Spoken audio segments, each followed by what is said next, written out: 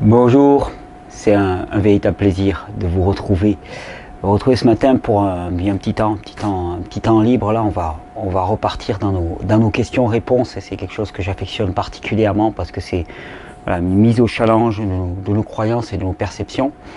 Et c'est surtout un formidable moment finalement pour illustrer cette merveilleuse capacité qu'a le corps humain à se régénérer spontanément à partir du moment où on lui en laisse la possibilité. C'est-à-dire que, comme chaque fois, le préalable finalement à tous ces propos, c'est qu'il ne s'agit pas de faire quelque chose, il s'agit plus de laisser advenir quelque chose. Et ça, je pense que c'est vraiment une limite importante à connaître et une forme d'humilité que devrait avoir l'humain par rapport à formidable création qui est son corps humain. Cette humilité qui voudrait dire attends, je ne suis pas là, c'est pas moi qui fais avec mon petit intellect, je comprends certains paramètres, je les comprends de mieux en mieux, je les maîtrise de mieux en mieux, mais c'est qu'un nombre infime de paramètres par rapport à l'entièreté des facteurs qui coagissent dans le corps humain.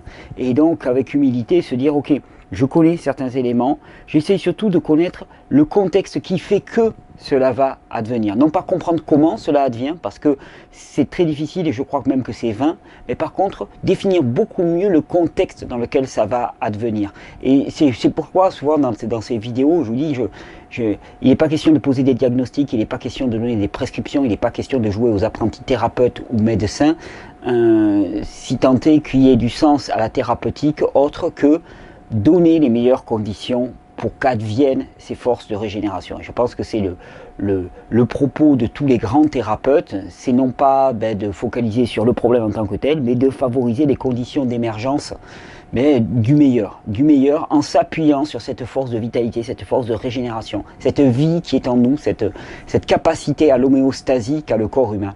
Et d'ailleurs à ce sujet-là, j'avais une petite communication intéressante qui est arrivée hier ou ce matin. C'est quelqu'un qui me parle d'un Israélien, alors je vous lis, qui s'appelle Antonovski, qui s'est posé la question de savoir pourquoi dans certaines situations dramatiques, il y avait des gens qui gardaient un capital de santé presque intact et d'autres qui périssaient. À partir de milliers d'interviews, il en a dégagé 3 grandes lignes qui sont, pour résumer, premièrement, la capacité à comprendre les situations de la vie, la compréhension. Et effectivement, en matière de santé, la plupart du temps, on ne comprend pas ce qui se passe. C'est-à-dire qu'on est face à un jargon dans lequel nous sommes totalement étrangers et on est perdu, on ne comprend pas. Le manque de compréhension crée un sentiment de peur qui est néfaste et qui va contre finalement la résolution de la problématique. Donc premièrement, capacité à comprendre. La deuxièmement, capacité à pouvoir agir. Donc compréhension et action. Troisièmement, la capacité à donner du sens à sa vie. Au lieu de s'appesantir sur ce qui crée la maladie et comment on lutte contre, il pense qu'il est plus judicieux de regarder comment conserver la santé qui est présente à chacun de nous pour peu qu'on respecte la nature et notre corps. Cela donne à l'être humain un sentiment de cohérence. Plus ce sentiment est fort, plus on a les chances de rester en bonne santé. C'est une communication de Jean-Pierre que je remercie énormément. Et effectivement, on l'a complètement oublié. Il n'y a pas de pédagogie, il n'y a pas de guérison, il n'y a pas d'évolution de l'individu qui se fasse dans la culpabilisation, dans la peur et dans la coercition. Ça ne marche pas. On ne peut pas faire avancer un individu à la peur, à la coercition ou à la culpabilisation. On a peut-être des petits résultats. On impulse une énergie colossale pour forcer. On a des petits résultats qui sont ponctuels. La seule façon de faire avancer un individu, c'est pour moi la motivation par la joie, par la cohérence et par la compréhension. C'est tout le but de ces vidéos. Humblement, c'est tout le but de ces vidéos. C'est ma contribution, ma propre contribution à cette formidable aventure de la compréhension du corps humain au-delà de modèles qui sont complètement surannés, démodés et surtout qui ne sont pas efficaces parce que s'ils étaient efficaces, nous n'expérimenterions pas le monde tel qu'il est actuellement. Ils sont totalement inefficaces. Pour certains, ils sont même extrêmement pathogènes, ils sont extrêmement dangereux ces modèles parce qu'ils nous conduisent à avoir toute une conséquence d'actions qui ne sont pas adaptées. Mais souvenons-nous bien de ça, voilà, on s'en souvient bien. Compréhension, action et donner du sens. Mais compréhension et action. Et je pense que ça, c'est vraiment les deux phénomènes particulièrement qui sont complètement niés en matière de santé, hein. Dès lors qu'on s'adresse à un spécialiste de la spécialité, c'est qu'on est privé de compréhension et on est privé d'action. C'est-à-dire que ce n'est plus nous qui agissons, il y a quelqu'un qui agit pour nous et on est privé de compréhension. C'est pour ça que dans ces vidéos, j'aurai toujours et je continuerai à avoir toujours à cœur plusieurs choses, dont redonner la responsabilité à chacun. Et dire qu'on ne peut pas faire l'impasse de la compréhension, parce que la compréhension est une part essentielle de la guérison. On ne peut pas mâcher, personne n'est là pour sauver l'autre, on est là pour s'entraider, pour se donner du soin, mais la guérison, ce n'est pas notre apanage. La guérison, ce n'est pas de notre ressort. La guérison, elle ne dépend pas de nous, et personne ne peut vous donner la guérison. La guérison, elle advient. Elle advient par grâce, c'est quelque chose qui nous est offert, elle advient par grâce à partir du moment où on donne les conditions propres. Et si elle n'advient pas encore, eh bien c'est qu'on a des conditions qu'on n'a pas comprises, c'est qu'il y a des ajustages à faire dans les conditions que l'on donne à notre corps pour qu'il puisse redémarrer. Mais compréhension et action. Vous savez, l'inhibition de l'action, c'est Henri Laborie qui avait montré ça. L'inhibition de l'action, c'est-à-dire l'empêchement à agir. Ce sont les conditions dans lesquelles le stress interne du corps augmente de façon la plus importante. C'est-à-dire que vous avez un stresseur qui advient pour vous, hein, une agression, quoi que ce soit. Hein. D'un seul coup, il va y avoir des hormones de stress qui sont produites. Mais si en plus vous êtes empêché d'agir, alors c'est là qu'on va rentrer dans un processus de production des hormones de stress, des neurotransmetteurs de stress, toute l'adaptation métabolique du corps à la situation de stress. Eh bien, il va y avoir toute une cascade et l'empêchement de l'action, l'inhibition de l'action amène ça à un paroxysme. Empêcher, être privé de sa possibilité d'action. Et ça, c'est quelque chose qu'on a complètement oublié. Nous sommes privés de notre capacité d'action en permanence. Quelque part, c'est comme si on nous coupait les ailes en permanence. Ça commence dès le début de notre enfance dans le système éducatif. Nous sommes privés de toute initiative. On nous balance des programmes. On sait très bien ce que l'on doit apprendre à un moment donné et il n'est pas question de diverger de cela. On doit rester assis, silencieux, à écouter un discours que l'on ne peut même pas questionner, remettre en cause ou critiquer. On est là à subir ça, inhibition de l'action, inhibition permanente. Ensuite, quand il s'agit de prendre la responsabilité de nos vies, eh bien le sorte de démocratie délégative dans laquelle nous sommes, qui est plutôt une démocratie de la démission, une démissionnérapie, une démissiocratie, cette démissiocratie dans laquelle nous sommes nous prive aussi de notre action, hein, et de notre compréhension. Alors c'est une espèce de cercle vicieux, il n'y a pas des méchants et des gentils. Je ne pense pas qu'il y ait une conspiration pour l'un, c'est une auto-conspiration. C'est-à-dire que quelque part, on se laisse glisser sur une pente facile mais médiocre et tiède. Là, le but des vidéos, c'est pas de rester dans un sofa médiocre et tiède, confortable. C'est de rentrer vraiment dans la vie. Et la vie, parfois ça fait froid, parfois ça fait chaud, parfois ça fait mal, parfois ça... Quand la vie revient dans un corps, parfois ça... Voilà, c'est prenant et ça c'est pas obligatoirement agréable. Vous savez, c'est comme un petit peu, je me souviens moi j'ai fait beaucoup d'alpinisme à une époque et je me souviens d'une fois lors d'une longue course, j'avais déchiré mes guêtres, donc qui empêchent la neige de rentrer dans les chaussures. J'avais déchiré mes guêtres avec mes crampons en début de course, ce qui fait qu'il y a de la neige qui est rentrée dans ma chaussure.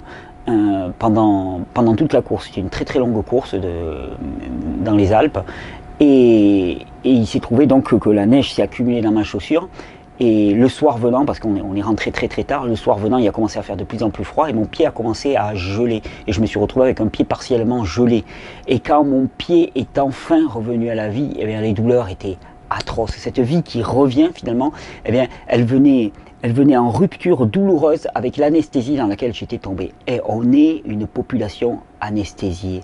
On est anesthésié par notre alimentation, on est anesthésié par un rythme de vie qui nous épuise et qui nous anesthésie. On est anesthésié par tous les perturbateurs endocriniens qui bloquent complètement le fonctionnement de notre système endocrinien. On est anesthésié parce qu'on n'est pas au soleil. On est anesthésié parce qu'on est assis en permanence. On est anesthésié parce qu'on est dans cette forme d'apathie permanente. Et quand on est anesthésié, on peut nous faire ce que l'on veut. On est dans un état de semi-zombie finalement et on subit, on survit. Le but là, c'est au-delà de la survie, passer à la vie, passer enfin à la vie. Et pour ça, il y a un objectif, la régénération, et il y a les façons d'y arriver qui sont plus ou moins individuelles, les chemins sont plus ou moins individuels. On connaît on connaît le but à atteindre, on sait à peu près, on a une vision à peu près globale, et il faut adapter progressivement à chacun pour que la dose soit suffisante et pas trop, pour pas réchauffer le pied trop vite quand il a été gelé, mais le réchauffer suffisamment rapidement pour ne pas continuer à perdre le pied et arriver à avoir la bonne dose. Ben c'est ça, la bonne dose.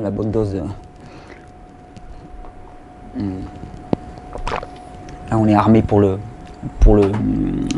question-réponse. Bonne dose de jus, arriver à mesurer la bonne dose, ni trop peu. Et ça, ben, quelque part, on pourra vous y aider. On pourra, je dis pas moi, les multiples influences que vous pourrez avoir pourront vous y aider. Mais au final, la responsabilité, c'est chacun de nous qui se la réapproprie. Il n'est pas question de démissionner de notre responsabilité sur quiconque et de lui reprocher quoi que ce soit. Notre responsabilité, c'est nous qui la prenons, c'est notre expérience, c'est notre aventure. Et je pense qu'il n'y a vraiment rien à craindre de cette expérience. Il n'y a juste que des conclusions à tirer d'événements qui nous adviennent. Allez, on va se lancer immédiatement dans les questions. Il y a beaucoup de questions qui sont arrivées. Beaucoup. Question de René Claude. Bonjour l'équipe de Régénère. Salut René Claude. Pouvez-vous s'il vous plaît m'éclairer sur le processus d'absorption de la chlorophylle? Je lis souvent qu'elle n'est pas soluble dans l'eau et que par conséquent elle ne serait pas assimilable par l'être humain. Qu'est-ce qui dans sa composition chimique nous permet de l'absorber? Rien. Auriez-vous en même temps des références à ce sujet? Alors, le processus d'absorption de la chlorophylle. Alors, soyons clairs, c'est pas parce que quelque chose n'est pas miscible dans l'eau qu'il ne peut pas être absorbé. Tu prends toutes les matières grasses, par exemple, elles ne sont pas miscibles dans l'eau du tout, et c'est pour ça qu'on a des émulsifiants, qu'on a la bile, par exemple, qui vient émulsifier et réduire en toutes fines gouttelettes pour qu'elle puisse être absorbée. Deuxièmement, ce qui rend quelque chose absorbable, c'est pas son caractère par lui-même, per se, mais c'est tout le processus de digestion qui se passe déjà par les enzymes digestifs et surtout par notre microbiote intestinal qui transforme les produits et les réduit à leur plus simple élément pour venir ensuite être absorbé au travers de la muqueuse intestinale qui, normalement, si tout allait bien dans le monde des bisounours, ne laisserait passer que des petits micro-éléments. Le problème, c'est qu'il y a des trous partout, il y a des fuites partout, alors s'il y a des plus gros éléments qui passent, mais ça, c'était pas prévu dans le programme. Mais au final, effectivement, qu'est-ce qui rend quelque chose assimilable? C'est tout le processus de transformation par l'être humain. C'est pour ça que le potentiel digestif, la production d'enzymes par l'être humain, l'état du biotope intestinal détermine totalement notre capacité à nous nourrir de quelque chose. Et c'est pour ça qu'il ne sert pas à grand chose de dire j'ai mangé tant de papayes, tant de bananes hier, ou tant de je ne sais pas quoi. L'important, c'est qu'est-ce que tu en as fait. Si tu en as mangé 30 et que finalement, il n'y en a qu'un cinquième ou un sixième que tu as utilisé, finalement, il y a 25 bananes qui sont passées à la trappe. Donc ça n'a pas vraiment d'intérêt. Et donc le concours, c'est toujours pareil, c'est pas qui mangera le plus, mais c'est qui en mangera de façon adéquate, de manière à maintenir un poids corporel, une vitalité. S'il veut prendre du poids, qu'il puisse prendre du poids. S'il veut en perdre, qu'il puisse perdre du poids. Et donc arriver à être juste avec les besoins de son corps. Alors ensuite, pour la chlorophylle, est-ce qu'elle est assimilable par l'être humain? Peu, très peu. Elle est très peu assimilable. Très peu assimilable. Alors, quel intérêt? C'est-à-dire, on dit souvent la chlorophylle. La chlorophylle, vous voulez savoir ce que c'est? C'est ce petit pigment vert là, que vous pouvez voir. Hop, on va essayer de ne pas remettre plat la caméra. Ce petit pigment vert. La chlorophylle, elle est construite. Elle est similaire, on dit, au sang humain. Sauf que le sang humain il est construit autour de l'atome de fer, ce qu'on appelle l'hème, est construit autour de l'atome de fer qui donne la naissance à l'hémoglobine, alors que la chlorophylle est construite autour de l'atome de magnésium, si je ne dis pas de bêtises, je pense que c'est du magnésium, on me corrigera, j'ai plus ça en mémoire, mais il me semble me souvenir que c'est un atome de magnésium, donc c'est pas la même chose, bien qu'il y ait un peu la même structure moléculaire. La chlorophylle, on l'absorbe que très peu, c'est ce qui fait que quand on consomme beaucoup de chlorophylle, eh bien on a cette couleur verte dans les selles. Si on l'absorbait, on ne l'aurait pas dans les selles. C'est donc qu'on la garde dans les selles. Alors, vous allez me dire, mais alors, quel intérêt que la chlorophylle? eh bien, l'intérêt de la chlorophylle, il est excellent parce qu'elle n'est pas absorbée, parce qu'elle vient littéralement nettoyer, aseptiser, elle vient attraper tous les produits toxiques qu'il peut y avoir au niveau de notre système digestif et elle vient littéralement le nettoyer. C'est pour ça qu'il est aussi important de consommer des produits qui contiennent de la chlorophylle. Particulièrement les jus verts sont excellents parce qu'ils apportent une très grande quantité de chlorophylle, débarrassée de toute sa structure fibreuse, de toute la fibre qui finalement est difficile à digérer parfois, et que ça vient réellement assainir, apporter de l'oxygène en grande quantité au niveau des tissus d'intestin. On a montré qu'un supplément en chlorophylle diminuait énormément l'incidence des cancers du côlon, par exemple, des cancers colorectaux, hein, mais ça, c'est pas parce qu'elle est absorbée, au contraire, c'est parce qu'elle fait œuvre de nettoyage de surface. Et c'est pour ça que utiliser de la chlorophylle liquide aussi, par exemple, pour se faire des lavements ou en boisson, c'est intéressant parce qu'elle vient littéralement nettoyer la surface. Donc elle n'est pas intéressante tant pour ce qu'elle apporte à l'intérieur, hein, mais pour ce qu'elle apporte à la surface de notre muqueuse, de tout notre système digestif. Des références sur ce sujet. Les références, c'est pas mon fort, hein. On me le reproche assez, mais je suis désolé, j'en suis incapable, hein. S'il y en a qui veulent des références, vous prenez PubMed, vous tapez, il n'y a aucun problème, tout est là-dessus. MedSite aussi, par exemple, mais PubMed, c'est une super référence en anglais, il suffit de chercher là-dessus. Mais je vous avoue que chaque fois que je fais des recherches, je ne note pas, je trouve ça extrêmement laborieux, je ne vois pas vraiment l'intérêt. Je prends ce que je lis et j'en fais bien, et donc, mais ça se trouve ouais, sur PubMed, à peu près, tu regardes... Chlorophyll absorption in gut, gut c'est les intestins, et avec mon bel accent anglais, tu verras que tu trouveras pas mal de résultats. Alors, merci de ne pas citer mon nom de famille, mais seulement Annick. Annick, bonjour Thierry, bonjour toute l'équipe. On peut lire beaucoup de choses concernant les bienfaits du kéfir. Peux-tu nous dire si cette boisson est sans risque pour l'organisme ou si elle est acidifiante à la longue? Acidifiante, je doute. C'est-à-dire consommer tous les jours. Merci pour le précieux travail que vous effectuez avec ton équipe, pour tous les conseils que tu nous offres.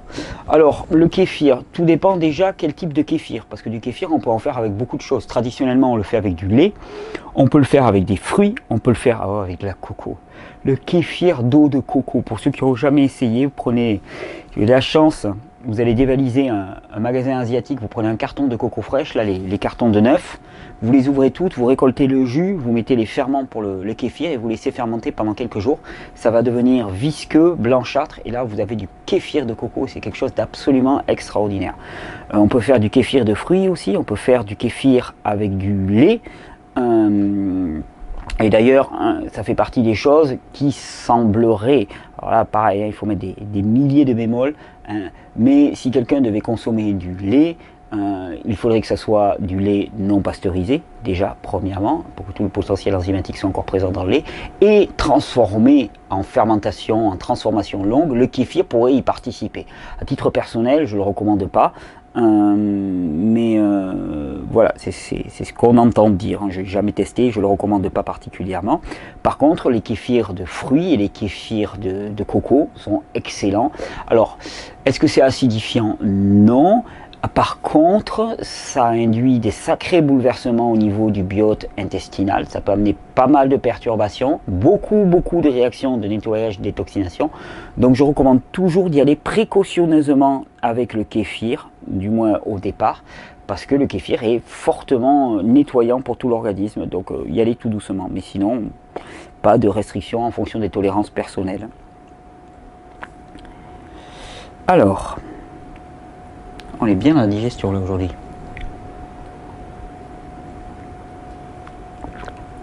Alors c'est une question de Kat qui me met en PS, je mange bio.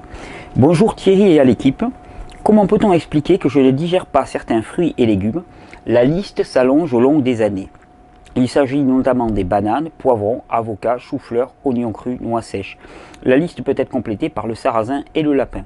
Mes symptômes sont des douleurs au niveau de l'estomac pendant environ 3 heures, temps de la digestion, et des suées froides. Suées froides, augmentation du rythme cardiaque par exemple, frilosité. Alors ça c'est tous des signes, quand vous mangez, quand vous avez des signes comme ça veut dire qu'il y a quelque chose dans votre alimentation qui ne vous convient absolument pas. Il n'y a pas besoin d'avoir fait de longues études en kinésiologie pour arriver à déterminer que ces signes-là sont des signes qui nous indiquent qu'il y a une inadaptation massive du corps. Comment se fait-il que la liste des intolérances s'allonge au fil des années? Eh bien parce qu'au fil des années, notre biotope intestinal, qui est responsable de la production d'énormément d'enzymes, que notre production enzymatique intrinsèque au corps, par le pancréas, par les glandes salivaires, ainsi de suite, eh bien, que cette production d'enzymes est en train de chuter et que le corps est en train de s'épuiser, épuiser ses ressources. Il faut bien comprendre qu'on ne digère pas un aliment comme on le fait passer au travers d'un filtre, mais que ce filtre-là, il demande des tas d'auxiliaires. Et ces auxiliaires, c'est tout notre biotope intestinal, toutes ces bactéries qui sont présentes dans l'organisme, que c'est tous les enzymes qui sont produits par nos glandes, particulièrement endocrines et exocrines, et que fatalement, la plupart du temps, les problèmes d'intolérance alimentaire ne vont qu'en s'aggravant si on ne change pas radicalement sa façon de faire et si on ne rentre pas dans un programme de restructuration, de réhabilitation de la muqueuse intestinale. Alors souvent, les premières allergies apparaissent avec des produits qui sont protéinés, qui contiennent des longues chaînes de protéines, les arachides, les noix, des choses comme ça. Pourquoi? Eh bien parce que nous n'avons pas le potentiel enzymatique pour couper ces chaînes protéiques en plusieurs morceaux. Et comme en même temps on a une hyperperméabilité intestinale, ces longues chaînes protéiques, elles passent à l'intérieur de l'organisme et elles viennent créer une réaction qu'on dit une réaction auto-immune, où elles créent simplement des douleurs dans la zone susdite. Ensuite, on peut avoir les bananes, les poivrons, les avocats, pas les poissons, le chou-fleur, les oignons et ainsi de suite. Alors là, il y a énormément de facteurs pour lesquels on peut être allergique. Il y a les phtalates, il y a ce qu'on appelle les FODMAPs. Les FODMAPs sont des chaînes moyennement longues de fibres fermentescibles. Je ne vais pas rentrer en détail là-dedans. Mais ce qui explique que tu ne digères pas certains fruits et des légumes et que la liste s'allonge au fil des années, c'est que ton biote intestinal est en train de se déliter petit à petit, que la flore pathogène est en train de prendre le dessus sur la flore bénéfique. On fera tout un sujet sur la différence entre intolérance et allergie et ses différentes réponses. Il y a un petit sujet là qui va arriver tout peu. Mais c'est juste que tu as une dégradation forte du biote intestinal et qu'il s'agit de s'en occuper sérieusement. Qu'est-ce qui réhabilite le biote intestinal? C'est déjà de le nettoyer, de le réoxygéner, d'enlever les dépôts. Et ça y participe directement.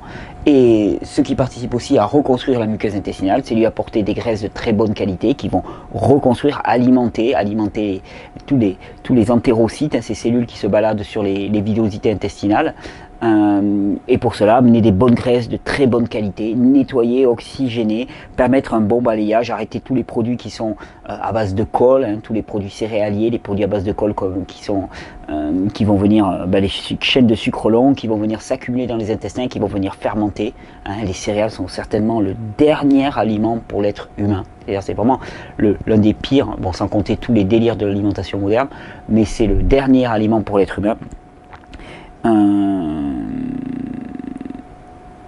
Et les douleurs dans l'estomac, c'est un déficit pancréatique certainement. Bon, une chose que j'essaierai dans un premier temps, c'est de prendre des enzymes digestifs de bonne qualité, un bon spectre d'enzymes digestifs, de manière à voir comment cela se passe, en même temps que la mise en place d'un régime qui va laisser plus la place aux matières grasses en déterminant lesquelles te vont bien pour restructurer cette muqueuse intestinale. Voilà moi comment je verrai les choses.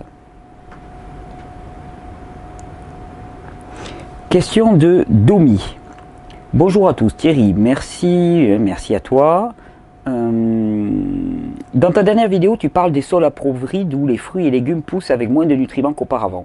Serait-il possible qu'en les arrosant d'une solution d'eau et de chlorure de magnésium, que le rendement soit meilleur? Alors le rendement peut-être, le contenu minéral certainement, mais alors moi je ne mettrai pas du chlorure de magnésium, j'utiliserai quelque chose de beaucoup plus complexe. J'utiliserai par exemple des algues qui contiennent un complexe minéral beaucoup plus riche que le chlorure de magnésium, mais on sait très bien qu'apporter des algues au terrain, c'est quelque chose d'extrêmement favorable, que ça enrichit leur contenu minéral, et ce faisant, enrichissant leur contenu minéral, ça fait que nos légumes et nos fruits ont un contenu minéral qui est supérieur. Mais oui, il y a un vrai challenge à ce niveau-là. On peut apporter des purins d'ortie aussi, qui vont apporter pas mal de minéraux, des macérations d'ortie. On peut apporter énormément de matière végétale qui va apporter beaucoup de minéraux au sol. On peut apporter du lithotame. Enfin voilà, il y a beaucoup de choses à apporter. Je serais plus pour apporter une grande diversité de produits plutôt que d'en apporter un précisément du chlorure de magnésium. Tu sais, dès qu'on apporte quelque chose de façon massive, on déséquilibre le corps. Il y a un totum minéral et c'est intéressant de l'apporter entièrement. D'autre part, si nombre de personnes sont fortement carencées en vitamine D, peut-on y suppléer en absorbant au début de notre changement alimentaire une ampoule UV dose afin de se sentir un peu mieux, de ne pas en ressentir de fortes contractures musculaires et fatigue dues à ce manque? Ah bah, s'il y a un manque en vitamine D, il faut prendre la vitamine D. S'il y a un manque en vitamine D, l'idéal c'est d'essayer d'y répondre en sachant que la vitamine D est synthétisée par l'exposition au soleil en présence de cholestérol au niveau de la peau. Donc il faut avoir la peau exposée au soleil, donc il faut avoir soleil et peau. Bon, peau à peu près tout le monde a. Soleil, ça c'est plus rare. Si tu n'as pas de soleil, que tu synthétises pas assez de vitamine D, et que tu vis là et que tu peux pas bouger, bah ouais, peut-être qu'il faut supplémenter. Ne pas ressentir de fortes contractures musculaires et vitamines dues à ce manque. Oui, ou pour ceux qui consomment des œufs, par exemple, le jaune d'œuf va pouvoir apporter pas mal de vitamine D aussi. Je sais que ce n'est pas la panacée, non, je suis d'accord, mais ne risque-t-on pas une déminéralisation galopante le cas échéant?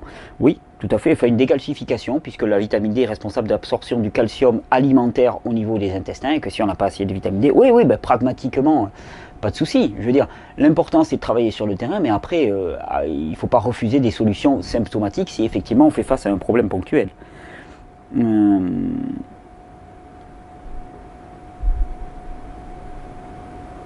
Voilà, une autre question pour ma maman, 84 ans aujourd'hui, suite à 2 méningites en 2010, son lobe frontal en garde des séquelles.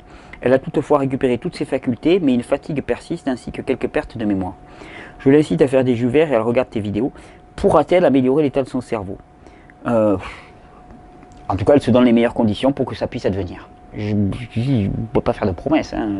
Si je pouvais faire de promesses, si je pouvais promettre aux gens, alors là, je serais soit présomptueux, soit fou, soit j'aurais des capacités hors normes. Donc je ne peux pas te répondre de manière radicale, de manière absolue.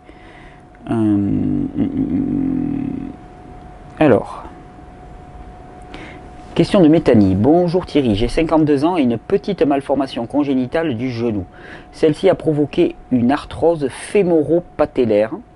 J'ai été opéré en 89 et on m'a promis une prothèse totale incontournable dans 8 ans environ. Je ne peux plus monter ou descendre des escaliers, le moindre plan incliné me pose un problème.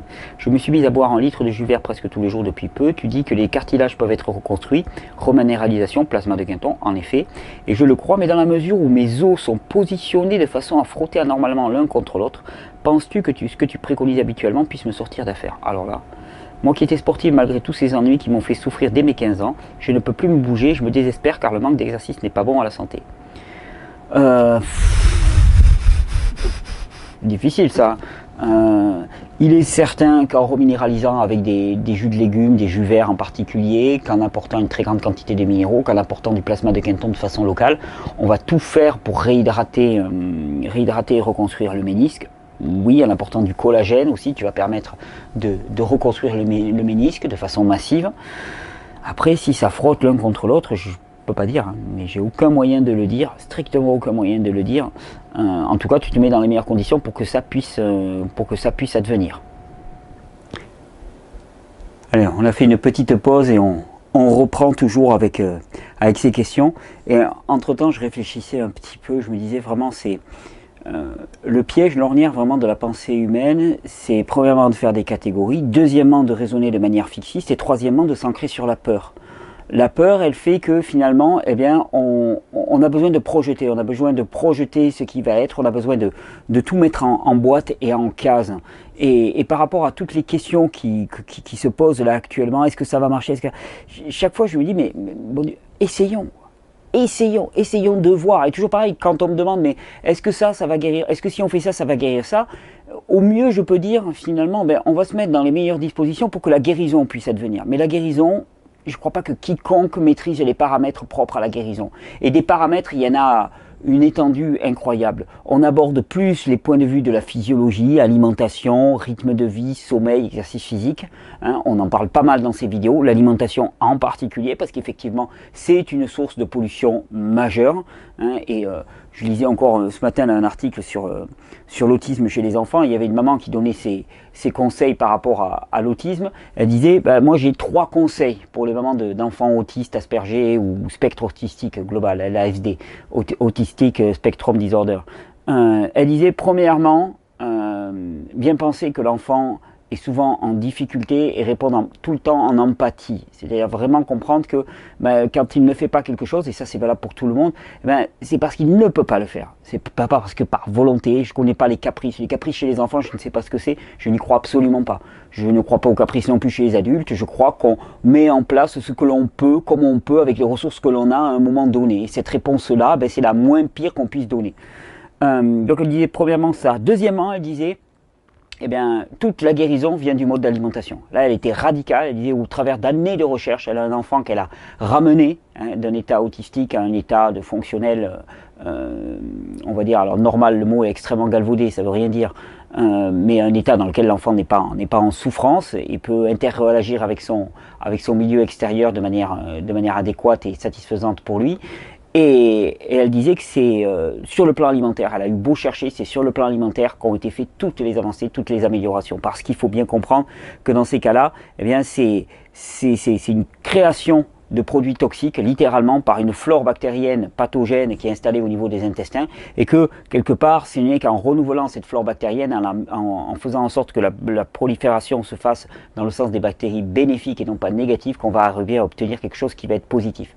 Et troisièmement, elle disait, ne lâchez jamais, never give up, elle disait en anglais, ne lâchez jamais. Et c'est un peu moi ce que j'ai envie aussi de dire dans ces vidéos, c'est ne lâchez jamais. C'est-à-dire que si quelqu'un a un trouble, une dysfonction, il va essayer de cerner quel est le point sur lequel il est le plus faible. Si c'est l'alimentation, il va se dire, ok, je vais travailler sur l'alimentation. Il va commencer à améliorer son alimentation, il va avoir des améliorations, et peut-être qu'il n'y aura pas tout. Ok, là on va aller chercher autre chose. Est-ce que c'est le sommeil? Est-ce qu'il y a peut-être dans son environnement des pollutions électromagnétiques? Est-ce que peu importe, mais never give up. Ne jamais laisser tomber cette espèce de rage. C'est-à-dire partir du postulat de base que l'état normal d'un être humain, c'est pas celui d'être malade, c'est celui d'être en pleine santé et joyeux. Et que ça, il est de notre devoir et de notre droit d'aller le réclamer, de taper contre la porte et d'aller le réclamer. Donc, pour taper contre la porte et pour le réclamer, on va recommencer les questions trop rapidement. Alors, question de... Alors, j'ai pas ton prénom. Marie, on va dire Marie, Grenoble, j'ai l'impression. Marie de Grenoble.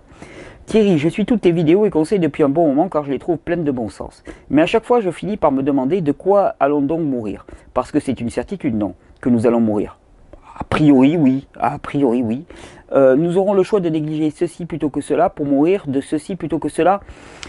Ouais, je comprends ta question. Ça, c'est quelque chose qu'on me dit souvent. On me dit, ouais, mais qu'est-ce que tu te prends la tête? De toute façon, il faut bien mourir un jour, alors autant qu'on meurt de quelque chose. Et le problème, il n'est pas dans la mort. En tout cas, moi, dans ma démarche, il n'est pas dans la mort, il est dans la vie.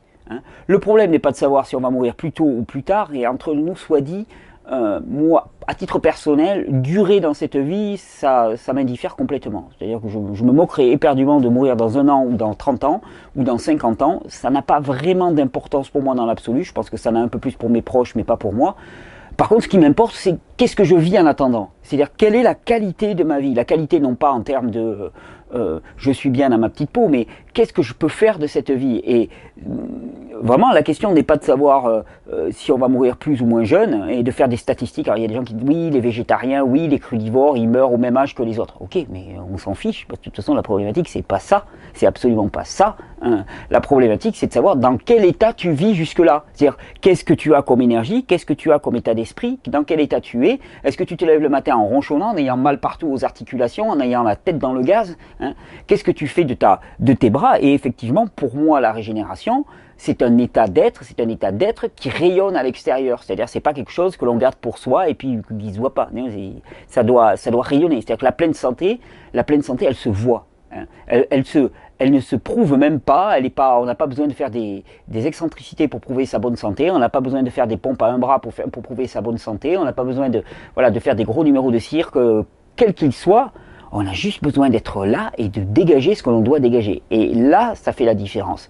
Donc la question pour moi, elle n'est pas de savoir si on va mourir plus ou moins tôt. De toute façon, on doit bien mourir de quelque chose, effectivement. En tout cas, le corps périt, ça c'est clair actuellement. Il périt peut-être pas plus tard pour quelqu'un qui aurait mangé cru que pour quelqu'un qui aurait mangé cuit. Ça dépend de toute façon, vous le savez très bien, du fait qu'on ne démarre pas tous avec la même génétique. Donc on ne peut pas comparer, c'est fallacieux. Vous en verrez, mais alors des milliers d'études et de propos de gens alors sur sur différents forums et Facebook et j'en passe, qui vous diront oui mais moi je mange pas comme toi et je vais très bien alors que toi tu es tout le temps malade. Ou moi ma grand-mère elle a fumé, elle a bu et elle est morte à 89 ans. Ça c'est le genre de truc et c'est ce qui prouve vraiment encore une fois, et je me répète, mais la faillite de notre système éducatif, c'est-à-dire qu'on puisse mordre à des trucs pareils, ça prouve bien qu'on n'a aucune pensée ni critique ni dialectique. Et on sait très bien que nous ne démarrons absolument pas avec les mêmes patrimoines de base. Donc, quelque part, on fait ce qu'on peut avec le jeu de cartes que l'on a. Par contre, à jeu de cartes égal, moi ce que je sais, c'est qu'en adoptant un mode de vie qui est conforme aux besoins physiologiques du corps humain, c'est-à-dire que le jeu que tu vas jouer, il va être sérieusement plus gagnant. Et c'est ça le pari. Le pari, c'est pas de vivre plus longtemps ou moins longtemps. En tout cas, pour moi, le pari, par contre, c'est de vivre. Et c'est pas de survivre. C'est pas de lutter en permanence, c'est de vivre. Et je peux vous dire qu'une fois qu'on est passé de l'autre côté du miroir, cette vie-là, il n'y a rien qui la vaut. Vraiment rien qui la vaut. Donc voilà, j'espère que j'ai répondu à ta question. Alors, hop, ça mouline un petit peu. C'est une question qui revient très souvent, et puis c'est question des comparaisons entre espérance de vie et tout, et c'est chaque fois la tarte à la crème un petit peu. Hein. On les démonte régulièrement dans ces vidéos, mais c'est souvent vraiment la tarte à la crème de ce qui vient, et j'espère qu'il y a une autre question qui vient, parce que sinon ça va être laborieux de faire des questions-réponses dans ce cas-là. Voilà, super. Question d'Hélène. Bonjour Thierry, merci pour tous ces partages essais. En pleine transition depuis 5 mois au niveau alimentaire et autres, cela fait 2 fois que j'expérimente le jeûne de 24 heures à l'eau et que la nuit qui suit la journée de jeûne, j'ai de fortes nausées et des vomissements bilieux, n'ayant rien dans l'estomac. La viande est un produit que je ne consomme plus depuis longtemps, plus de produits laitiers depuis 2 mois, encore quelques céréales et je suis à 80% du cru. Cependant, je souffre d'obsession alimentaire et en cela, le jeûne n'est pas évident mais juste une issue peut-être. Non, je pense pas. Est-ce cet état de manque tel un toxicomane qui me met dans cet état? Qu'en penses-tu? Merci de m'éclairer. Alors, 2 choses. Tu sais, moi je me souviens toujours de ce que dit ce géant qui s'appelle Arnold Ehret. Arnold Ehret il disait, si tu veux savoir à quel point quelqu'un est toxique, tu le fais jeûner 3 jours. Déjà, s'il arrive à jeûner 3 jours sans vomir ses tripes d'acide, c'est déjà qu'il a une constitution relativement correcte ou qu'il s'est pas mal épuré. Et donc c'est très fréquent qu'au bout de quelques heures, une journée à peu près de jeûne, eh bien, on commence à vomir littéralement de l'acide. Et cet acide, c'est tout l'acide qui est mobilisé dans le corps. Ça indique juste qu'il y a un énorme travail d'épuration, que pour l'instant le jeûne pour toi, il ne faut pas pousser plus loin, c'est même peut-être trop déjà. Moi je m'orienterai vers des approches plus douces de type cure de jus, tu vois, dans lequel tu vas reminéraliser un maximum, cure de jus de légumes, ou monodiète. Monodiète, attention, pas des fruits trop acides, parce que sinon ça va nettoyer encore plus fort, mais des monodiètes, je sais pas, moi je me ferais bien une monodiète de banane par exemple, qui est très douce, très alcalinisante, très douce pour les intestins. Mais en tout cas que c'est pas la peine de forcer plus, et ça indique simplement qu'il y a énormément d'acide à métaboliser et à mobiliser. Ça c'est clair. Ensuite, tu me parles d'obsession alimentaire et de jeûne. En aucun cas, je crois que le jeûne puisse être une quelconque réponse aux obsessions alimentaires. Pour moi, tous les troubles du comportement alimentaire dénotent d'une forte dysbiose intestinale. C'est toujours pareil. Troubles du comportement alimentaire, anorexie, boulimie, hyperphagie, quelle qu'elle soit, ça va de pair avec de la kleptomanie, avec de l'hypersexualité, avec des techniques déviantes, avec une addiction à l'alcool, avec tout ça c'est le même spectre de troubles qui sont liés à une dysbiose intestinale. Donc en jeûnant, c'est pas vraiment la façon de résoudre tout ça. C'est plutôt en réhabilitant cette muqueuse intestinale. Et la plupart du temps, on se rend compte que réhabiliter cette muqueuse intestinale, ça passe par l'utilisation de pas mal de produits chlorophylliens, donc sous forme de jus principalement, de matières grasses nobles qui vont aider à reconstruire les tissus, désenflammer les tissus de la muqueuse intestinale, des acides aminés sous forme simple et disponibles directement, les jus verts, de la spiruline, toutes les sources d'acides aminés que vous voudrez sous forme les plus simples possibles et les plus digestes, mais il en faut une bonne quantité pour reconstruire des neurotransmetteurs aussi. Et quoi d'autre? C'est tout. C'est tout. C'est un long chemin. Alors après, je m'engage pas dans des définitions individuelles, parce que ça sera à chacun de chercher un petit peu, mais globalement, c'est les grandes lignes. C'est-à-dire un maximum d'alcalinisation, de verdure, de jus vert pour reminéraliser et pour apporter de la chlorophylle en très grande quantité pour désenflammer. Désenflammer avec les minéraux, désenflammer avec les matières grasses. Là, vous avez déjà le package. Apporter des acides aminés de bonne qualité. réparer ces glandes surrénales qui d'habitude sont complètement explosées, donc ça va de pair avec une candidose. Qui dit candidose dit glande surrénale épuisée, parce que les glandes surrénales épuisées amènent à une baisse du métabolisme du sucre, on n'arrive plus à le métaboliser, et donc pouf, les champignons commencent à exploser. Donc toujours pareil, nettoyage, renforcement des glandes surrénales, et puis bon voilà, c'est un chemin qui se fait progressivement, mais en tout cas les obsessions alimentaires pour moi ne se résolvent pas avec des jeûnes, ou alors de façon ponctuelle, en tout cas par expérience, c'est pas la meilleure des façons, et même souvent ça risque de mettre en difficulté parce que il y a des obsessions alimentaires qui sont liées vraiment à une dysbiose, il y en a d'autres qui sont liées aussi à une dénutrition, tout simplement. Quand on mange pas assez, on a faim, et quand on a faim, on fantasme sur des tas de choses. Et donc oui, j'ai tendance à déconseiller ça, sauf cas particulier, mais par expérience, ça n'a jamais donné de très très bons résultats. Question de Andrea. J'avais une question à propos de la qualité des fruits et des légumes en jus. En effet, dans un certain nombre de vidéos, articles, études, comme ça par exemple, alors tu me cites 2 vidéos qui sont parues sur YouTube, qui mettent en cause, mais oui, mais les jus de fruits, c'est toujours la même chose, c'est les jus de fruits. On nous explique qu'en faisant des jus frais de légumes et de fruits, non, alors je te ferai remarquer que toutes ces études déjà portent sur les jus de fruits. On perd une assez grande partie des avantages nutritionnels qui ne seraient pas perdus en les mangeant crus, mais entiers, solides et avec la peau. Alors fruits et légumes en jus ou entiers. C'est la question tarte à la crème. C'est marrant, c'est à croire que dans les milieux de la santé, là d'un seul coup, le truc à abattre, c'est devenu l'extracteur de jus. C'est-à-dire, on accuse les personnes qui se tournent vers ça de matérialisme, de consumérisme. Alors je veux dire, on croule sous les objets. On remplit notre bagnole en permanence avec du pétrole, je veux dire, qui est extrait, qui est une véritable offense à nos ressources, enfin, au patrimoine de la Terre et ainsi de suite, et puis on nous prend la tête pour un objet qui est extrêmement durable. Enfin, je trouve ça absolument ridicule. C'est un faux procès en vérité. C'est qu'il y a, je pense qu'il y a beaucoup de jalousie, il y a beaucoup d'arrivisme aussi, d'opportunisme. Il y a des gens qui voient un marché extrêmement juteux pour le coup et qui jouent un petit peu finement là-dedans. Après, qu'est-ce qu'il faut dire là-dessus, c'est que est-ce qu'il y a moins de nutriments dans un jus de carotte que dans une carotte? Oui, évidemment. Évidemment, pourquoi? Parce que dans la partie fibreuse que tu rejettes, il n'y a pas que de la fibre purement indigeste. Il y a un petit peu de nutriments. Donc oui, il y a moins de nutrition dans une carotte que dans un jus de carotte. Sauf que la carotte, il faut aussi qu'on la mange quand on la mange. Et donc il y a un processus qu'on appelle la digestion, que cette digestion dépend complètement de ton capital enzymatique, de ton capital digestif, que cette digestion elle est plus ou moins bien menée, et que donc il y a un facteur de minoration qui a appliqué à une carotte entière. C'est pour ça que c'est toujours fallacieux. On te dit oui, une carotte entière apporte tant de calcium, en jus il y aura la même carotte, elle va t'apporter tant de calcium. Donc il y en a moins, il ne faut pas. Mais c'est faux. C'est faux, c'est archi faux, c'est une arnaque. C'est une arnaque théorique.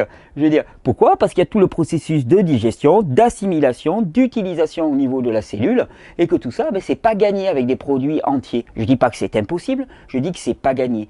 Et alors que sous forme de jus, il y a déjà un processus de séparation des fibres qui a été fait, donc tout le processus de digestion, il est minimisé pour les personnes qui sont en fatigue chronique, pour les personnes qui sont déminéralisées, pour les personnes qui sont quand même assez lourdement atteintes, c'est juste incontournable. Pour les autres, c'est un sacré confort et ça donne un bon coup de kick à la régénération, mais pour les personnes qui sont épuisées au bout du rouleau, je peux vous dire, de toute façon, les processus digestifs ne marchent pas, les processus assimilatifs ne marchent pas ou peu, donc c'est pas du bonimentage, hein, je veux dire, c'est pas une lubie de ma part de parler des extracteurs de jus. Et puis, de toute façon, c'est bien joli. Ça me fait penser à un truc, c'est tu mènes une expérience, tu te rends compte que c'est bon pour toi, et puis tu as ton voisin à côté qui te martèle que ce que tu fais, c'est mauvais, qui te sort des études. Il y a un moment où il faut lui dire « Hé mon coco, t'es gentil avec tes études, mais fiche-moi la paix. » Parce qu'en vérité, moi, je vois ce que ça me fait. Je vis ce que ça me fait, je vis la transformation que ça apporte.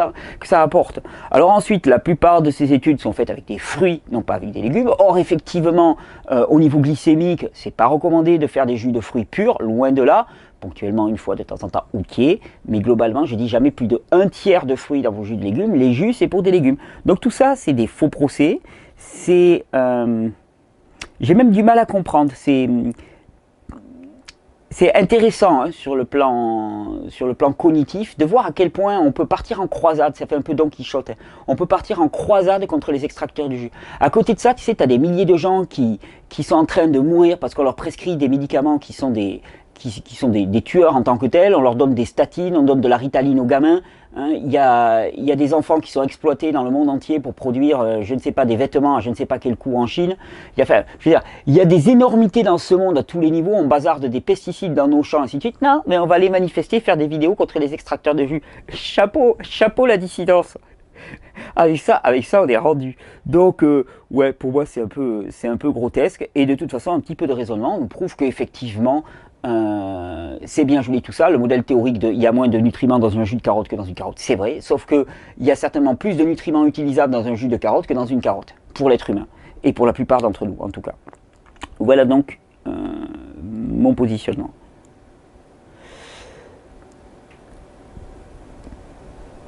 Ça mouline, j'aurais dû prévoir à l'avance. Mais cette question, on la reverra sans cesse, hein, de toute façon. C'est pour ça qu'il est vraiment essentiel de se bâtir un sens critique et une capacité à résister à ce genre d'assertion fallacieuse. Parce que sinon, on se laisse séduire à tout va. Puis on est chamboulé en permanence. Jean-Marie, cela fait presque un an que nous avons changé. Moi, j'ai 28 ans et ma conjointe 26 ans. Notre alimentation passait de végétalien pendant 3 ans à crudivore. Super. Nous n'arrivons pas à nous défaire d'un ventre ressemblant à un ballon une fois que l'on a mangé. L'élimination est donc mauvaise. Ouais, c'est surtout que ça fermente, ça fermente, ça fermente, ça fermente. Exemple, il n'y a pas si longtemps, je pesais plus de 58 kg. J'ai moins mangé, fait des lavements, je suis passé sous les 55. D'accord. En 2 semaines de temps. Waouh. Donc en si peu de temps, ce n'est pas de la perte de muscle ni de gras, mais bien de la MERDE. Ouais, ou de l'eau. Ou de l'eau. Le seul moyen est que l'on boive uniquement du jus, mangeons de la graisse de coco et qu'on fasse des lavements pour perdre ce ventre énorme. D'accord. Donc en fait, le ventre énorme, c'est en grande partie certainement ce qu'on appelle le phénomène de production de gaz par des bactéries pathogènes au niveau de tes intestins. Et encore, il gonfle quand même un peu. On ne sait plus par quel bout continuer. Nous avons diminué les fruits par crainte de candidose, même chose. Nous avons introduit des cocos fraîches, de la graisse de coco, des avocats, même chose. Lorsqu'on mange des pommes de terre cuites, c'est pire que tout. Ah oui, ça c'est terrible. Puis alors la pomme de terre cuite, là aussi, hein, au niveau de l'index glycémique, il y a beaucoup à faire. Il y a les forums des Crohn, des choses comme ça. Il y a un super forum là en France, là où ils ont beaucoup travaillé sur le sujet. Et si je me souviens de mémoire, j'espère que quelqu'un me corrigera, il y avait un truc qui avait été fait extraordinaire sur l'index glycémique de la pomme de terre. Alors l'index glycémique de la pomme de terre froide, alors refroidie au frigo, juste après avoir été cuite, est bien plus bas que la pomme de terre chaude ou refroidie à l'air. C'est un truc incroyable, mais les chaînes de sucre ne se structurent pas de la même manière, et donc on a des chaînes qui permettent une digestion plus lente, et l'index glycémique est moindre avec de la pomme de terre refroidie. Mais les pommes de terre, c'est un spécial candidat de mouse costaud. Que faut-il faire? On ne sait plus.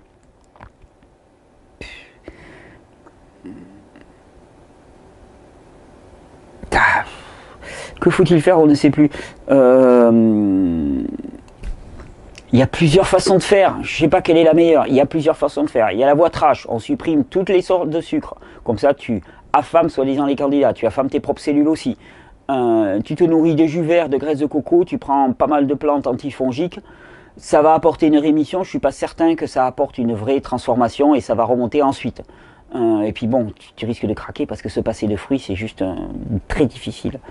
Moi je dirais que la solution qui me paraît la plus légitime, c'est d'arriver à déterminer quelles sont les sources qui vont faire exploser chez vous la candidose et gonfler le ventre particulièrement. Par exemple, je sais pas moi, dans les fruits, tu te rends compte que les pommes par exemple, souvent ça fait énormément gonfler, plus que les mandarines. Bon, tu te diriges vers les mandarines ou vers les kiwis, hein, des fruits qui vont être beaucoup plus faciles. Ensuite, pas mal de graisse de coco, des choses comme ça qui vont particulièrement aider. Ça oui, incontournable. Et puis, moi je dirais des tas d'éléments probiotiques, hein, plus encore même que des probiotiques.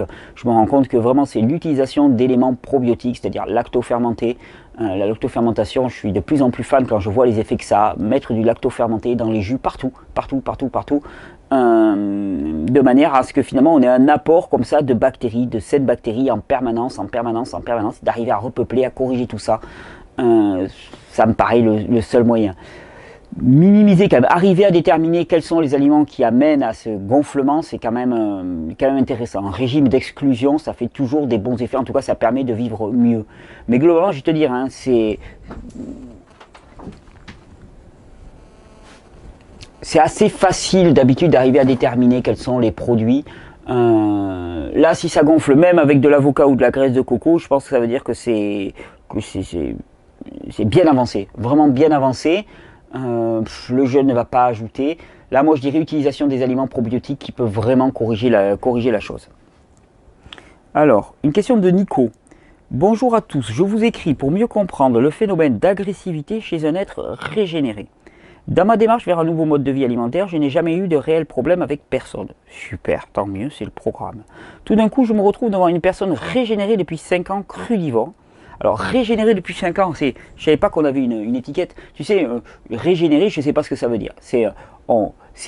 On essaye d'aller dans cette direction, mais franchement parler, je connais personne qui soit arrivé, parce que de toute façon, enfin, je veux dire, c'est quoi l'état normal de l'être humain, on ne le sait pas. Donc, je ne crois pas qu'on puisse se targuer d'une étiquette, quoi que ce soit. Crudivore, surtout frugivore, qui a une facilité de détoxination et de régénération du fait d'une très bonne vitalité déjà avant sa démarche. Super, donc pour lui ça s'est bien passé. Je lui parle de viande crue dans mon choix alimentaire avec une explication en relation à la fatigue chronique et de ce fait ma difficulté d'élimination des toxines et à tenir le cap sans produits animaux. Je me suis trouvé devant un mur d'agressivité, d'idéologique, fanatique, moraliste et insultant. Ben ouais, ça arrive.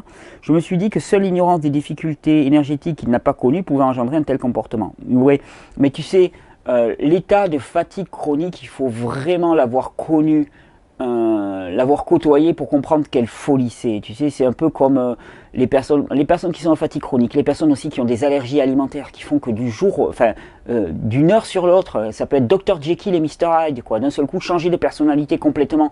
Et on se dit, mais qu'est-ce qui se passe, cette personne? Et il faut vraiment l'avoir vécu, avoir vécu auprès de ces personnes ou l'avoir vécu soi-même pour comprendre dans quelle folie on est et à quel point on est impuissant. Donc, je peux comprendre. Ce discours volontariste, il est très très très fréquent, hein, et le seul truc, c'est qu'il manque de compassion. Il manque d'une profonde compassion, ouais, pour le coup. Il est violent, ça je suis d'accord. Il est surtout basé sur l'ignorance. C'est pas grand chose de plus que ça. Mais que faire de cet ego qui, dans toute tentative aussi noble qu'elle soit, l'homme n'arrive pas à régénérer l'ego? Oh ben, l'ego, il n'y a pas à le régénérer pour moi. Le peur que cette nouvelle dépendance, et alors tu sais, techniquement, je pense quand même, je suis pas un apologue de la souffrance, hein, pas du tout. Mais je pense que quand on s'est pris quelques claques dans la figure, ça rend un peu moins arrogant. Hein. Le petit con que j'étais à 20 ans, hein, petit con arrogant, suffisant, très sûr de lui, avec des bonnes capacités, un très bon niveau sportif, voilà, ça allait. J'avais cette arrogance d'une certaine forme de jeunesse qui n'a pas connu la difficulté. Bah, je me suis mangé des murs, et je peux te dire que ça amène à une certaine forme de maturation, d'adoucissement, de compassion, de compréhension pour l'autre. Et je ne fais pas l'apologie de la souffrance, mais je crois malheureusement que pour de nombreuses têtes de bois comme moi, il faut s'en prendre un peu plein la figure pour descendre de son trône et de son piédestal. Et d'ailleurs, c'est ce que je vois souvent, hein, dans les communications qui sont faites autour du crudivorisme et du frugivorisme, il y a effectivement tout un mouvement de personnes assez jeunes, bon voilà, qui donnent des leçons, ainsi de suite. C'est basé, c'est pas grave, c'est pas très très grave, c'est juste un peu l'arrogance de la jeunesse qui n'a pas vécu, qui n'a pas connu les difficultés, qui n'est pas rentré dans une démarche de compassion. Mais pour moi, on ne sera jugé qu'à l'aune de notre amour. C'est la seule chose. Moi, régénérer, je ne sais pas ce que ça veut dire. Ce que je sais, c'est aimant. Ça, pour moi, c'est un critère absolu. Alors là, je peux dire ça, c'est une personne aimante. Et en matière de personnes aimantes, j'ai vu des gens aimants. Ce n'était pas obligatoirement des personnes régénérées. Donc, tu vois, les deux peuvent ne pas aller de pair. La régénération physique n'implique pas obligatoirement que ça se passe au niveau moral. On peut rester.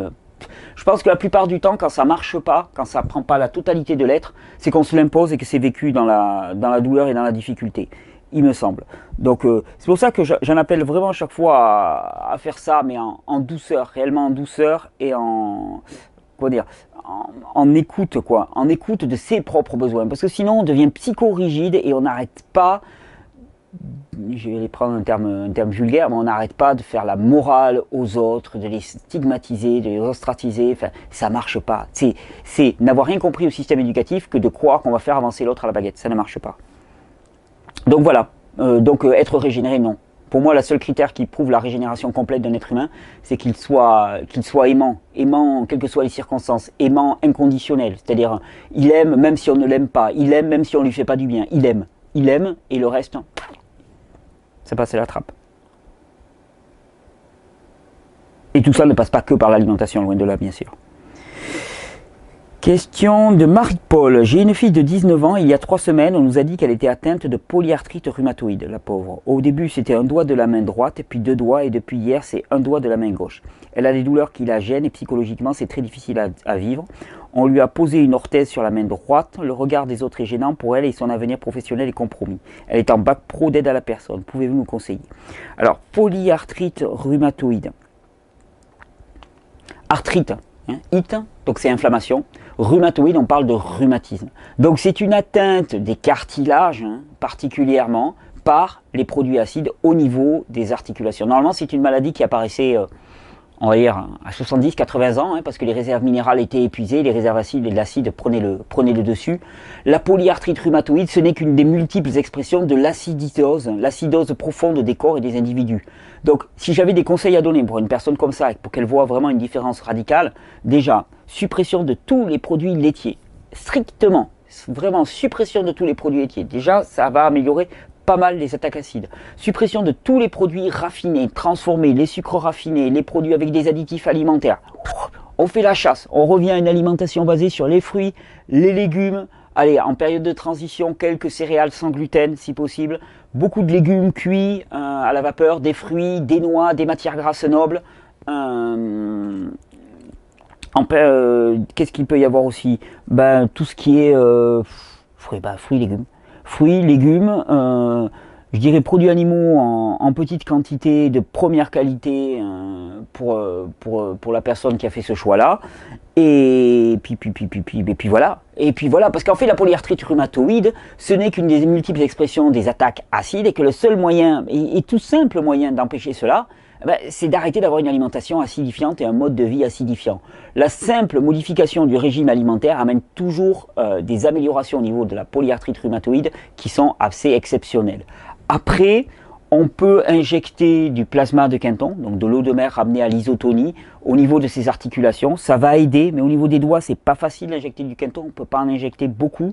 Donc moi, je me contenterai particulièrement de rapporter une minéralisation extrême par l'alimentation, arrêter d'apporter des acides de façon appuyée par l'alimentation aussi. Donc quelque part, passer d'une alimentation qui est destructrice et acidifiante à une alimentation qui est constructive, c'est-à-dire qui nous élabore littéralement. Et pour nous élaborer, c'est une alimentation qui nous apporte tous les minéraux, des produits frais, des produits vivants qui viennent juste d'être cueillis le plus possible. Et c'est ça qui va lutter contre la polyarthrite rhumatoïde. Et la polyarthrite rhumatoïde, à 19 ans, ça peut te ruiner ta vie alors que c'est pas grand-chose. C'est juste une erreur d'aiguillage. Une erreur d'aiguillage. Là, pour le coup, une erreur d'aiguillage au niveau alimentaire majoritairement. Donc, correction à ce niveau-là et les choses se remettent en place relativement rapidement. En tout cas, c'est ce qu'on constate la plupart du temps. Bon, on va reprendre ces questions-réponses. On va se le terminer, ce petit question-réponse à épisode, là, au soleil. Hop, tranquille. C'est presque extraordinaire, là, en plein hiver. C'est absolument magnifique. Il y a encore beaucoup de questions. Je suis en train de... Voilà, là je l'enregistre juste avant de partir pour le stage de Paris. Il se peut qu'ensuite, pendant un petit temps, il n'y ait pas trop de vidéos, pendant une semaine, 10 jours, parce que je vais être pas mal en déplacement. On va voir un petit peu comment ça va se présenter. Mais de toute façon, je me rends compte, bon, c'est important d'apporter ces informations. À chaque fois, on rajoute. Mais l'essentiel, je crois, est quand même dit. L'essentiel, il va être aussi résumé pendant ce stage-là qui va se passer à Paris, ces 3 jours, qu'on va renouveler. A priori... il y a Nantes qui va se passer au mois d'avril, on va le repréciser, puis il y aurait Montpellier, il y aurait la Suisse aussi, enfin pas loin de Genève, côté France mais pas loin de Genève. Donc ce stage de 3 jours, je vais le donner plusieurs fois cette année parce qu'il me paraît essentiel et en 3 jours j'ai vraiment essayé de synthétiser l'essentiel du message, le côté percutant du message, c'est-à-dire premièrement apprendre à connaître le fonctionnement du corps, deuxièmement apprendre à se connaître pour ensuite déterminer les conditions propices à une réhabilitation du corps humain et une réhabilitation de l'humain tout entier, c'est-à-dire refaire prospérer quelque chose qui était en train de dégénérer. C'est vraiment le propos complet. Et je me rends compte de plus en plus que autant on peut être assez clair sur les conditions, c'est-à-dire sur les mises en place, autant les explications fines de ce qu'il se passe et pourquoi ça marche, il y a quand même sujet à beaucoup de controverses. Et effectivement, moi je crois que vraiment la constitution de l'organisme humain est une merveille de la création, vraiment pour moi, de tous les organismes vivants de toute façon, hein, qui ne peut laisser que relativement silencieux et pantois devant une telle incroyable complexité et à la fois une telle évidente simplicité. Et qu'à vouloir vraiment rentrer trop dans les détails, à vouloir décortiquer trop, eh bien on perd de vue l'essentiel du tableau et surtout on perd de vue l'efficacité. Et ça c'est la priorité. Donc l'efficacité du message, c'est vraiment ce que je vise dans ces vidéos, c'est ce que je vise dans ce cours de 3 jours, c'est d'arriver à ce que chacun puisse déterminer à un moment donné quels sont ses réels besoins et qu'il puisse y répondre. C'est juste ça, une fois que les besoins sont remplis, ça marche. Alors, question de Jeanne. Bonjour Thierry, bonjour à toute l'équipe, salut. Suite à la lecture de l'article sur le site Le Contrarien, à Davos, les super riches se préparent à l'effondrement et achètent des refuges loin des foules, et à celle du livre de Jade Allègre, Survivre en ville quand tout s'arrête, je me suis posé la question de savoir comment faire des stocks quand on est crudivoriste. Est-ce possible d'avoir une piste de réflexion à ce sujet? Faire des stocks quand on est crudivore. Alors, mal barré parce qu'a priori, si tu désires manger cru, c'est que tu manges frais et vivant. Donc des stocks, je te dis, des stocks tu n'en feras pas. Mais la notion de stock, c'est quelque chose qui a un caractère pathogène en tant que tel, en lui-même. Ta meilleure banque, c'est la terre. Hein, je veux dire, tu places tes graines dans la terre, elles fructifient tes graines et elles te donnent 10 fois plus. Hein. Je veux dire, on ne peut pas imaginer un système bancaire plus généreux que celui-là. Tu mets 1, tu récoltes 100. Hein. Tu mets un noyau de fruits, tu as un arbre qui va te donner pendant 30 ans, pendant 50 ans selon les arbres, des kilos et des kilos et des kilos de fruits. Donc en termes de rapport banquier, c'est extraordinaire. Est-ce qu'on peut faire des stocks en étant crudivore? Pas vraiment, à part des fruits secs, des oléagineux, mais bon, tu vis pas longtemps là-dessus, hein, puis ça manque d'eau, ça manque vraiment d'eau. Est-ce qu'on a intérêt à faire des stocks? Je crois pas. Et est-ce qu'on a intérêt à se préparer en faisant des stocks? Je crois pas non plus. Comme je pense que notre meilleure banque, c'est la terre, et c'est ce qu'on y sème, je pense que notre meilleure assurance survie, c'est les autres et c'est la communauté. Et donc je ne pense pas que ça soit intéressant de faire des stocks, je pense que c'est intéressant maintenant de se préparer collectivement. C'est vraiment l'enjeu sur le plan sociétal et politique, on va dire, actuel, qui est bien sûr à l'encontre de ce qu'on essaie de nous servir, hein, avec une politique de la dissociation et de la séparation. Non, l'enjeu il est vraiment là. L'enjeu il n'est pas dans comment apprendre à faire des stocks pour moi.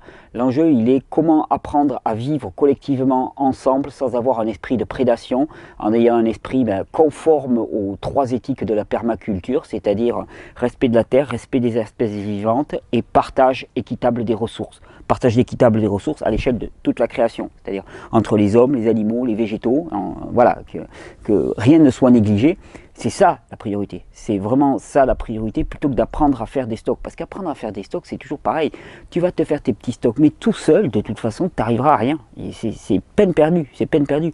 Et les super riches qui se font des refuges loin des foules, finalement, si tout devait venir à s'écrouler comme dans un horrible film catastrophe, de toute façon, dans leur refuge, voilà, ils crèveront tout seuls. Je veux dire, ça n'a pas vraiment de sens, c'est juste retarder l'échéance de quelques semaines, de quelques mois, de quelques années, mais de toute façon ça sera la même catastrophe. Et puis je ne vois pas comment quelqu'un peut à l'échelle individuelle être heureux et épanoui quand le monde entier s'écroule. Je veux dire, actuellement, ce monde est un monde de souffrance,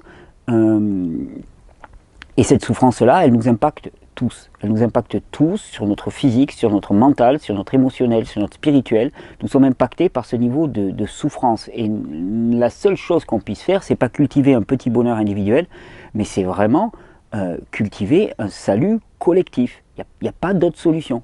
Collectivement. C'est juste une évidence pour moi. Alors les stocks de crudivores, ça n'existe pas, parce que le principe du crudivorisme, c'est de ne pas fonctionner sur des produits stockables, quelque part, parce que le stock est quelque chose qui est contraire aux lois de la vie. C'est-à-dire stocker, retenir, faire des réserves, c'est pas de l'ordre du vivant. Le vivant ne fonctionne pas sur ce principe-là. Le vivant, il a des cycles, il se nourrit de ce qui vient, hein, il se nourrit suivant les saisons. Il y a des saisons d'abondance, il y a des saisons où il y a moins. Et c'est ça qui le rend vivant et sain, Tu sais, dès qu'il y a une accumulation dans des tissus, dès qu'on commence à stocker, à faire des réserves, dès que ça ne circule plus, eh bien dès que ça ne circule plus, ça commence à pourrir et ça commence à se vicier. Les stocks, c'est comme l'argent qui stagne, c'est comme toutes ces matières-là. À partir du moment où c'est stagnant, où ça ne bouge pas, ça commence à dégénérer, à pourrir et ça nous auto-intoxique. C'est-à-dire que nous sommes intoxiqués de nos propres possessions. Hein, ça paraît une évidence, enfin ça paraît une évidence.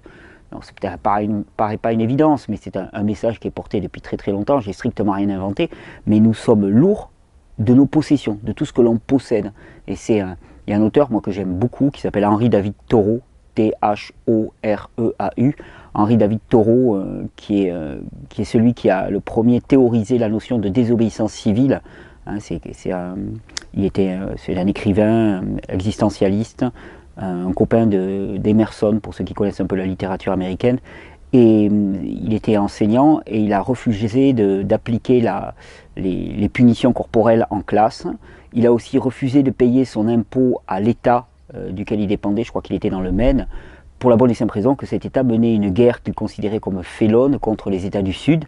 Il considérait que c'était une guerre colonialiste et non pas une guerre qui avait la moindre sens. Donc il refusait de soutenir ça par le paiement de ses impôts. Il est allé en prison, peu de temps. C'est peu de temps. Et après il s'est retiré dans une cabane au fond des bois qui s'appelait Walden. Il a écrit un livre qui est absolument fabuleux, peut-être l'un des plus beaux livres que j'ai jamais lu, qui s'appelle Walden, W-A-L-D-E-N, ou La vie dans les bois, que je recommande plus que tout, qui montre vraiment à quel point on peut revenir à une vie saine, simple et bonne,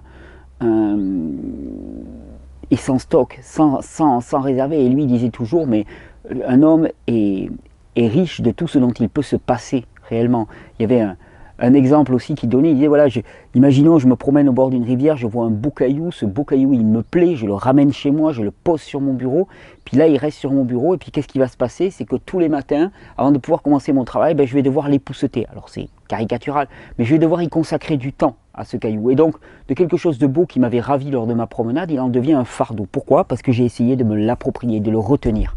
Et ça aussi, c'est une structuration assez...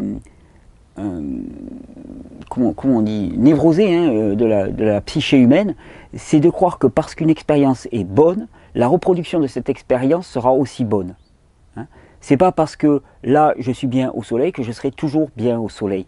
Et nous, on est structuré de manière à croire que parce que quelque chose est bon, eh bien, il suffirait de le multiplier ad vitam aeternam pour que ça soit chaque fois bon. Non, l'être humain a des besoins, ces besoins varient sans cesse. Il ne sert à rien de retenir. Enfin, je veux dire, c'est le cas classique, même au niveau alimentaire, c'est bien connu. Moi, je le raconte souvent cette anecdote. Moi, tous les ans, il y a la période où j'adore les bananes. Je me jette sur les bananes. Je commence à faire des stocks de bananes histoire d'en avoir assez. Et puis d'un seul coup, la période des bananes, pour moi, s'arrête. D'un coup, j'en ai plus envie. Je me retrouve avec des stocks pas possibles de bananes. Et là, il faut les gérer. Bon, on les donne, mais ça devient un poids en tant que tel. Pourquoi ? Parce que c'est cette structuration un peu paranoïaque de l'esprit qui fait que on a besoin d'accumuler, de se poser des sécurités. Mais notre sécurité, elle n'est pas dans des stocks de bananes qui peuvent croupir dans nos garages, elle n'est pas dans des comptes en banque. Notre sécurité, elle est avant tout, elle est là, elle est ancrée là, dans la certitude de l'autodétermination, de la responsabilité. Elle est ancrée collectivement aussi, ça j'en suis persuadé, et elle est ancrée dans notre incarnation, dans le sol, c'est-à-dire ce qu'on fait de cette terre et comment on la gère.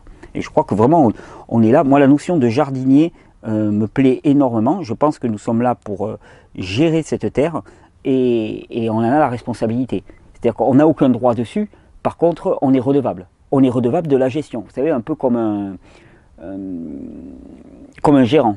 Comme un gérant de magasin. Le gérant de magasin, de temps en temps, il y a le propriétaire qui arrive qui lui dit « Ok, comment tu as géré ma terre? Comment tu as géré mon magasin? Ok, rends-moi tes comptes. » Et rendre des comptes, ça nous est demandé régulièrement, même si on ne s'en rend pas compte. Et rarement, on peut présenter des comptes qui sont favorables. Et c'est certainement l'enjeu actuel. Donc voilà, faire des stocks en étant crudivore, j'y crois pas du tout. Alors. Bonjour Thierry, alors c'est Jean-Camille. Bonjour Thierry, je me permets de reposer la question que je viens de te poser sur Twitter. Étant addict des réseaux sociaux et surtout de Twitter, et la régénération est globale, donc ne passe pas que par l'alimentation, mais aussi par le mode de vie. Merci de me dire pourquoi Twitter nuit à la concentration. Je sais pas, je connais même pas Twitter. Je ferai un don si je reçois une réponse, car vraiment cette addiction pourrit ma scolarité, mais c'est difficile de s'en détacher. Par exemple, depuis que j'ai compris pourquoi le soda est mauvais, je n'en bois plus. super. Merci d'avance. Tu sais, j'ai pas grand chose à dire là-dessus. Je crois à l'évidence que ces médias comme Facebook, comme Twitter donnent une impression de toute puissance. C'est vraiment très très flatteur. Même tout le réseau Internet, c'est un outil très puissant et que j'utilise abondamment, hein, je ne pourrais pas dire le contraire. Mais force est de constater que ce sont des séductions, des sollicitations qui ne sont pas naturelles pour l'humain. Il n'est pas naturel d'avoir accès à tant d'informations aussi vite, aussi rapidement, une telle frénésie d'informations. Et ça a quelque chose de fascinant. Ce qui est exceptionnel pour nous devient fascinant, littéralement fascinant, au niveau alimentaire, au niveau visuel, stimulation. Et je crois que c'est ça qui rend ça fascinant, ça sursollicite l'intellect, chose qui en elle-même est extrêmement dangereuse, c'est-à-dire qu'on devient des grosses têtes, hein. Bientôt on va avoir plus que des grosses têtes, puis des tout petits corps, tu vois, style un petit peu tyrannosaure. Enfin non, lui il avait une petite tête, mais il avait des tout petits bras, c'est cette image que je voyais. Mais on va l'inverse du diplodocus. Tu prends un diplodocus, petite tête et gros corps, mais bout, tu appuies sur le corps, tu gonfles la tête et puis ça va être pareil, quoi. Une grosse tête et tout petit corps, hein. Et parce que ça sursollicite l'intellect, et quelque part on le valorise, on en vient même à le valoriser, alors que il me semble que c'est vraiment une erreur. C'est une erreur. L'intellect a resté à sa place, a assuré les fonctions de l'intellect, mais le corps a aussi complètement sa place là-dedans, le corps, le ressenti, et on est une civilisation qui se coupe de ça. Et ces moyens qui flattent l'intellect font que ça renforce la prépondérance de l'intellect, et c'est très séduisant, c'est très stimulant, surtout pour une population qui est fatiguée. Finalement, l'énergie nerveuse nécessaire pour pianoter sur un clavier, elle est bien moindre que l'énergie nerveuse nécessaire pour aller faire du trampoline, aller courir, aller bêcher, aller planter un arbre, aller récolter des arbres ou grimper sur des rochers.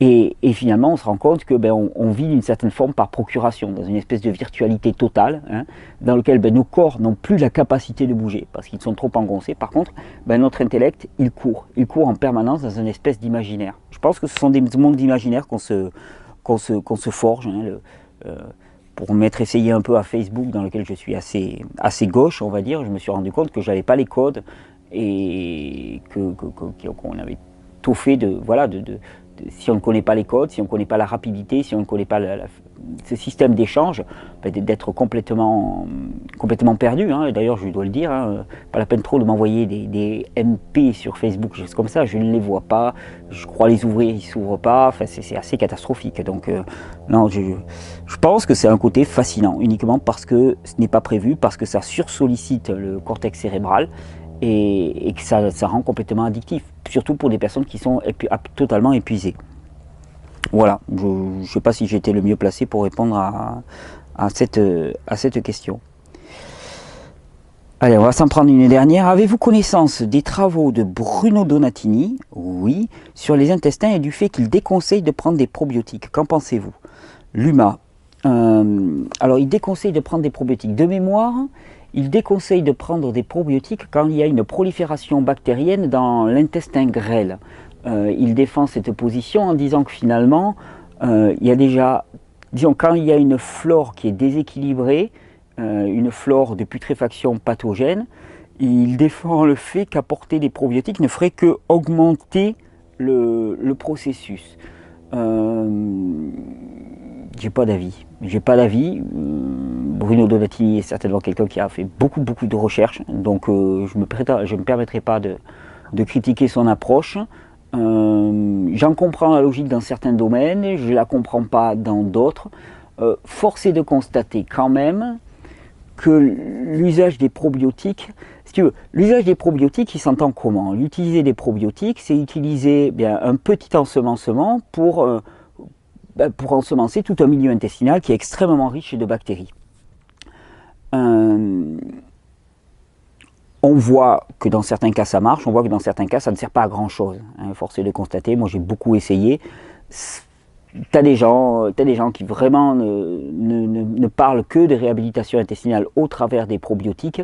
Personnellement, j'y crois moyennement. J'y crois très moyennement. Je pense que la flore naturelle du corps s'autogénère et se régénère d'elle-même, qu'il vaut mieux plutôt l'y aider que d'essayer de l'ensemencer par l'extérieur. Même si j'ai fait l'essai, même si j'ai continué à faire l'essai, je ne vois pas des résultats absolument faramineux. Après, ça dépend vraiment peut-être des personnes, mais moi, je n'ai pas vu de résultats faramineux chez toutes les personnes avec lesquelles j'ai expérimenté.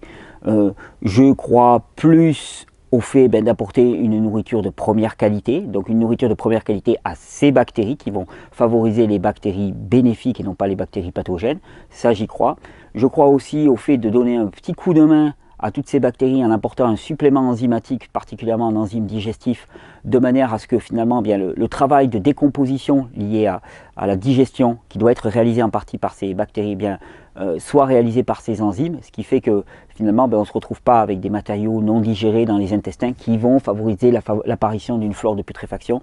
Ça me paraît très très bien.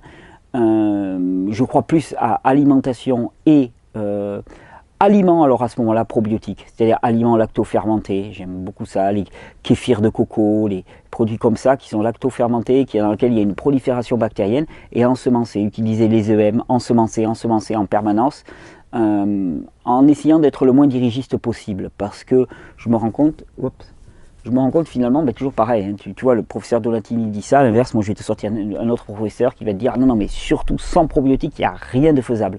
Et je pense que ce sont deux personnes qui ont éminemment réfléchi à leur sujet, donc ça veut dire certainement que chacune a un regard orienté, un regard particulier, et peut-être pas l'entièreté du scénario, et que ce qu'il propose s'applique dans certains cas et non pas dans d'autres. Et je pense qu'il est vraiment temps, et ça je le répète souvent, de passer d'une pensée exclusive à une pensée inclusive. C'est-à-dire que ce qu'apporte le professeur Donatini comme information, tu le ranges dans un coin, enfin en tout cas moi je le range dans un coin, et j'essaie de voir dans quel cas ça s'applique, comment ça s'applique, quel est l'intérêt, comment ça peut être décliné, hein, parce que je constate aussi que c'est absolument pas vrai tout le temps. Donc voilà, il y a des moments dans lesquels ça ne s'applique pas. Et c'est ça l'important, c'est d'arriver à déterminer à quel moment ça s'applique et à quel moment ça ne s'applique pas, et comprendre un petit peu. Parce que ce qu'il faut comprendre, c'est que de toute façon, tout ceci n'a de sens que parce que le corps humain est déséquilibré, profondément déséquilibré. Il a été déséquilibré par nos pratiques qui sont anormales au niveau mode de vie, au niveau rythme de vie, au niveau hygiène de vie, alimentation. Et une fois qu'il est déséquilibré et qu'on a dépassé la capacité normale du corps à rétablir l'équilibre, ce qui s'appelle l'homéostasie, oui, ça arrive de dépasser l'état homéostatique et le corps de lui-même n'y arrive pas, c'est à nous de donner un petit coup de kick. Et là, c'est là que les ennuis commencent. Parce qu'à partir du moment où on essaye d'agir dans une machinerie d'une complexité telle qu'on n'en comprend même pas le début, à ce moment-là, on est en position de faire des erreurs. Moi, il me semble que la meilleure des choses à faire, c'est de prendre des aliments probiotiques, lacto-fermentés, fermentés, d'apporter de la chlorophylle en grande quantité de manière à assainir la paroi intestinale, apporter des sucres simples qui ne vont pas fermenter comme les sucres complexes, qui ne demandent pas un potentiel enzymatique fort, donc s'orienter vers des fruits doux, mûrs, pour ne pas acidifier le corps.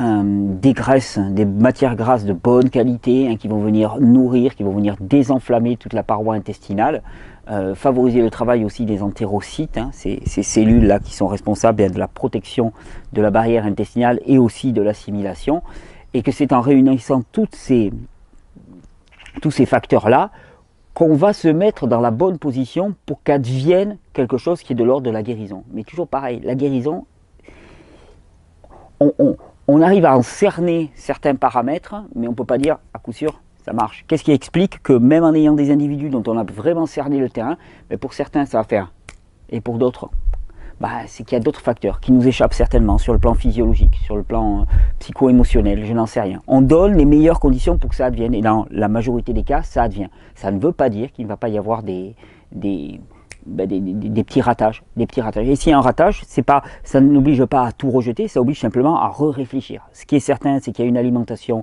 qui est une alimentation de la destruction et de la dégénérescence, ça c'est évident, et qu'il s'agit de s'enfuir de ça, déjà dans un premier temps, et ensuite de mettre en place des habitudes de santé qui aillent dans le sens de la restructuration des tissus.